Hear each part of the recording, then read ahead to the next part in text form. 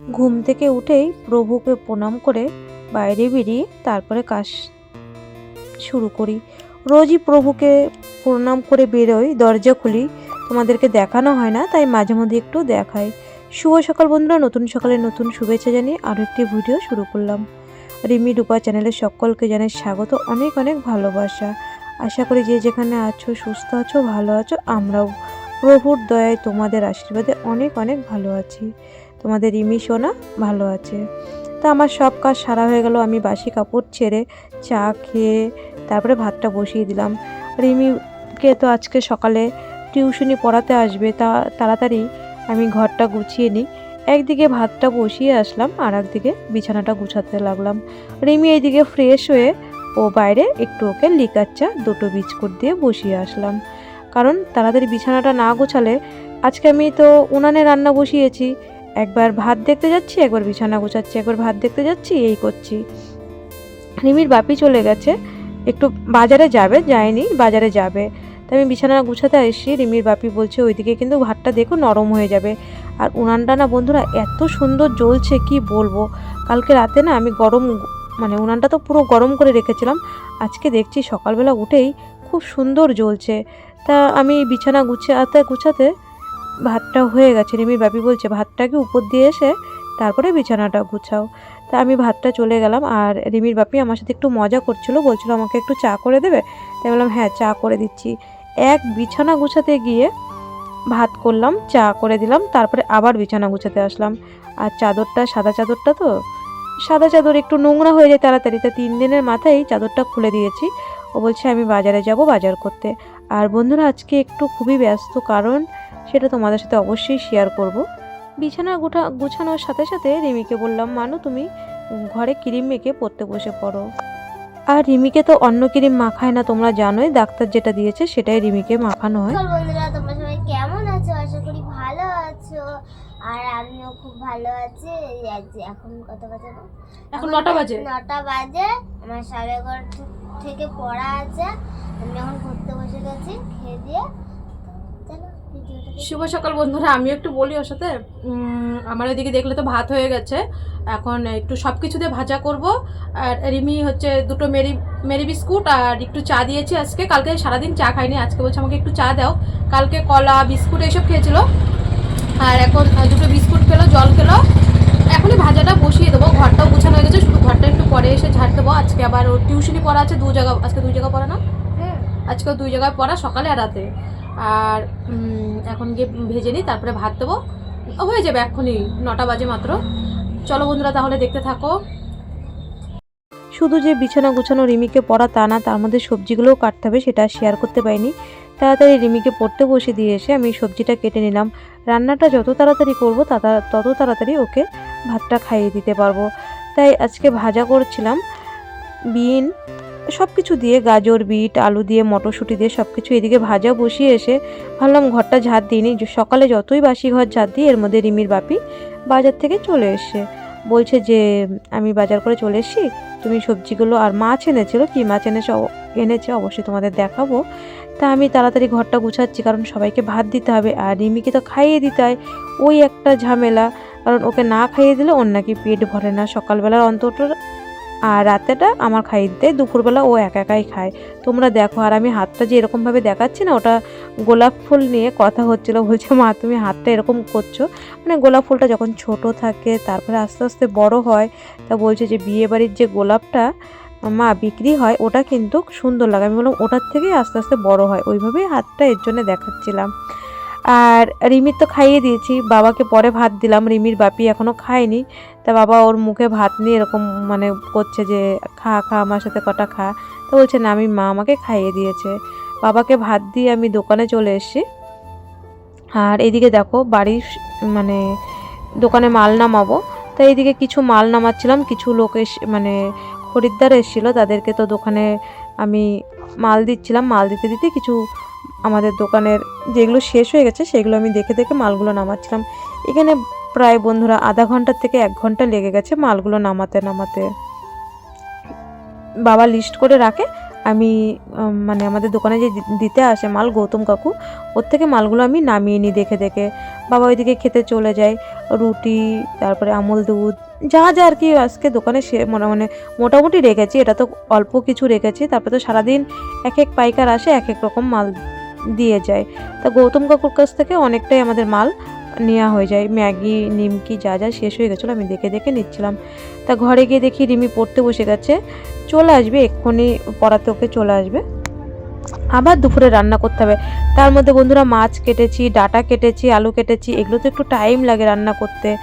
তা যেহেতু উনানে করব, আমার প্রেশার কুকার নেই, মা বলেছে যে এবার দিন দেখে একটা তোকে কিস্তিতে প্রেশার কুকার কিনে দেবো।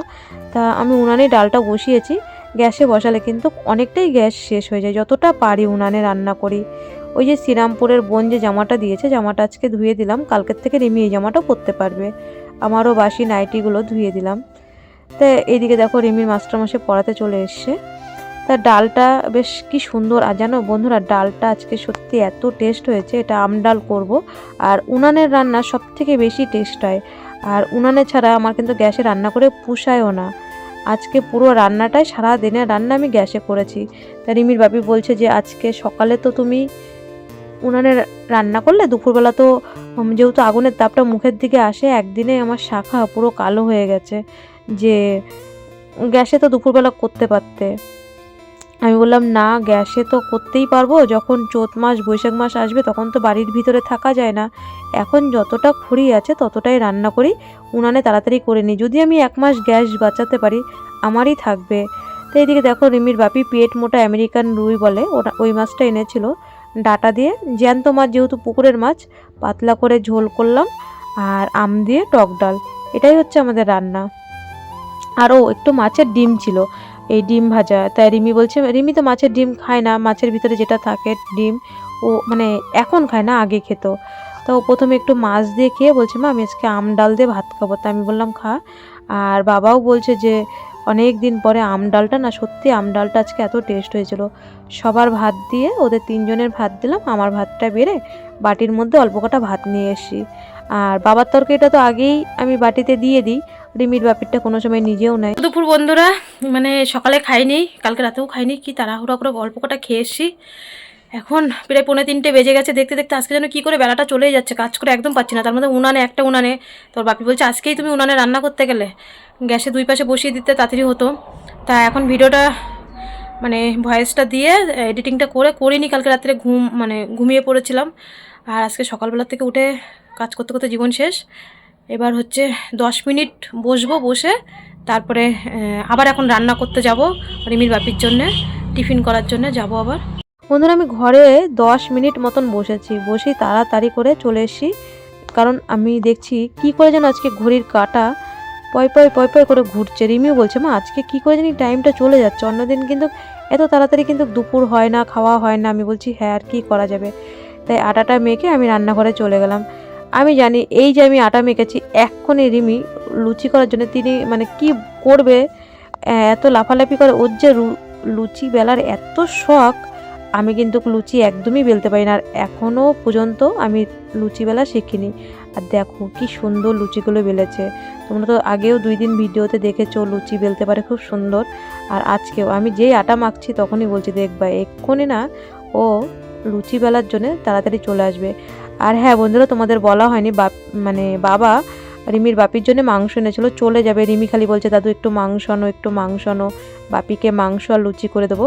তো বন্ধুরা এই যে রান্নাবান্নার আইটেম সবটাই রিমির জন্যে, সব রিমি ওর বাপির জন্যে। দেখো সত্যি মেয়েরা মানে বাবার প্রতি যে এত ভক্তি টান, মানে আমিও তো আমার নিজের মায়ের থেকে আমার বাবাকে বেশি ভালোবাসি, আর আজকে সেটা আমি রিমিকে দিয়ে প্রমাণ পেলাম। বন্ধুরা এই যে রিমি 4:30 বেজে গেছে, ও 5টায় বেরিয়ে যাবে রিমির বাপি।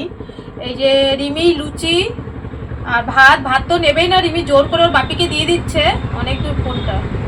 আর এই যে মাংস আর এই কোটোগুলো দিচ্ছি, কারণ হচ্ছে রিমির বাপি যতই আমরা টিফিন কারি দিই, ও কোনোদিনই টিফিন কারি একটাও আনে না, স্টিলের টিফিন কারি। তাই আমাদের এগুলো দোকানে আমি ধুয়ে দিচ্ছিলাম দুপুরবেলা, তা বাবা বলছিল যে আমাদের দোকানে লাড্ডুর কোটো, তা বলছিল এইগুলোর ভিতরে দিয়ে দে, তুই লুচিগুলো লাড্ডু ইয়ে দিচ্ছিল।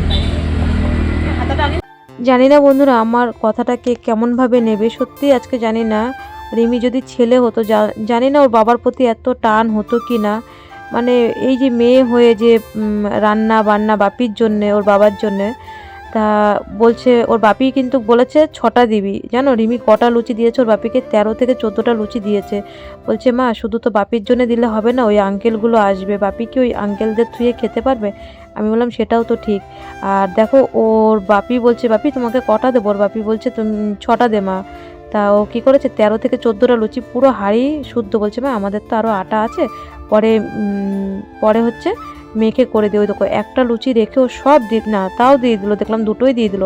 এই যে পুরো বন্ধুরা একটু একটা বেশি লুচি বেশি দিয়ে রেখে আর দিলাম, সবটা কারণ দিয়ে দিয়েছে। কৃষ্ণনগর থেকে তো ওরা যাবে, সবাই মিলেমিশে তো খাবে, এর জন্য সবকিছু পুরো 1 কোটো মাংস, অল্প একটু ভাত, ভাত বেশি দিইনি, ভাতটা হচ্ছে অল্প একটু ওর বাপির মতন, আর লুচিটা বেশি করে দিয়ে দিয়েছি, মাংসটা পুরো 1 কোটো ভর্তি, আমাদের জন্য একটুখানি মাংস রেখেছে, আমরা তো সবসময় খেতেই পারি। এইটুকুই হচ্ছে ওদের টিফিন। আর নিজেই দোকান থেকে প্লাস্টিক নিয়ে এসে দেখো মিষ্টি যে দেয় কোটোর ভিতরে, ওরকমভাবে নিজেই সবটা প্যাক করে নিচ্ছে।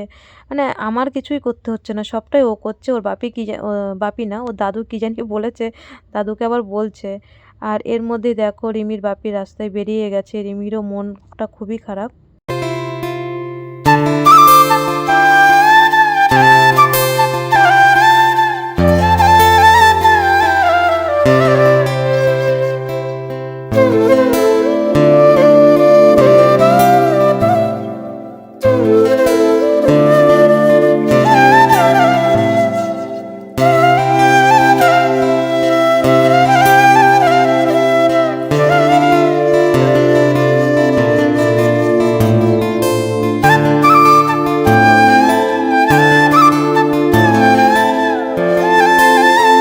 রিমির বাপি ও দাদুকে প্রণাম করে, যেটা করতে হয় গুরুজনদের সেটাই প্রণাম করে লাস্টে বেরিয়ে গেল। অনেক আমরা বলেছিলাম বাড়ি থাকার জন্য, কিন্তু সে আমাদের কথা কিছুতেই শুনলো না। আর কি করা যাবে, আর কয়দিন বাড়িতে বসে থাকবে? তো যাই হোক বন্ধুরা, আর কি করা যাবে, চলে গেল। রিমির মনটা সত্যিই খুব খারাপ। বন্ধুরা এখন বাজে 10টা 20। রিমির বাপি যাওয়ার পরে আর কোনো ভিডিও করা হয়নি। তা রিমি তো অনেক দিন পরে ওর বাপিকে কাছে পেল, মানে আজকে 7-8 বছর ধরে, প্রায় 5-6 বছরের উপরে বাইরে থাকে।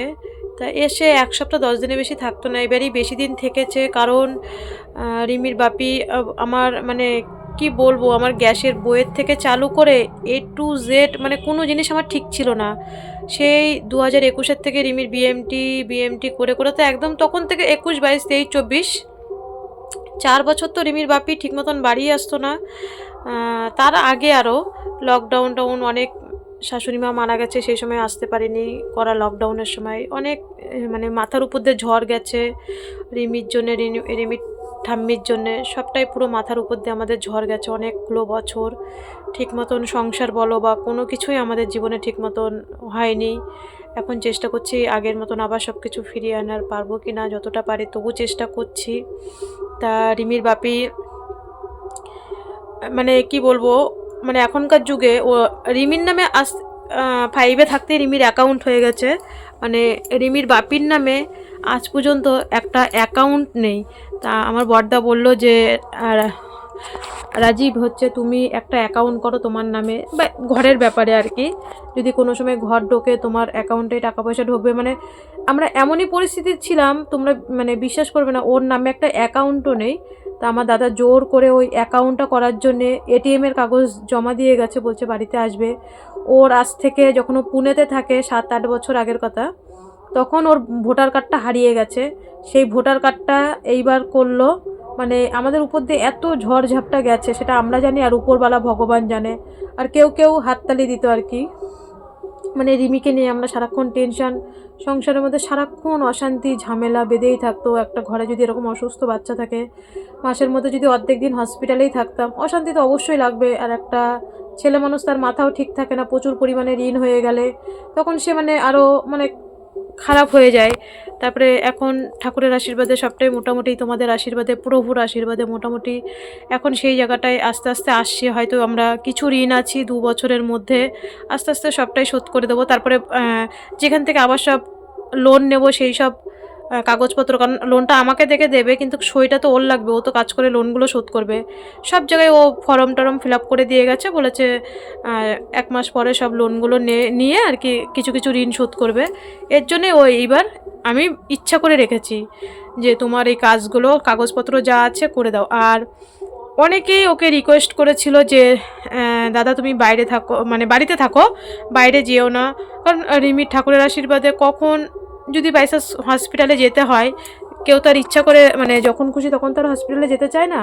রাত বেরাতে কিয়া কাকিমা, অভিজিৎ ভাই, সবাই আমাদের বাড়ির সবাই বলেছিল কলকাতায় করো বা এখানে কিছু করো, বলে ও এখানে 300 টাকা জনের দাম, তবে কলকাতায় কাজ করলে পয়সা দিতে চায় না, ও এরকম বলে যে আমার পছন্দ হয় না। আর দেখো একটা মালিকের কাছে 5-6 বছর ধরে কাজ করে, তার কাছে একটা মানে বিশ্বস্ত হয়ে গেছে এই যাওয়ার টিকিট মিকিট সব মালিক।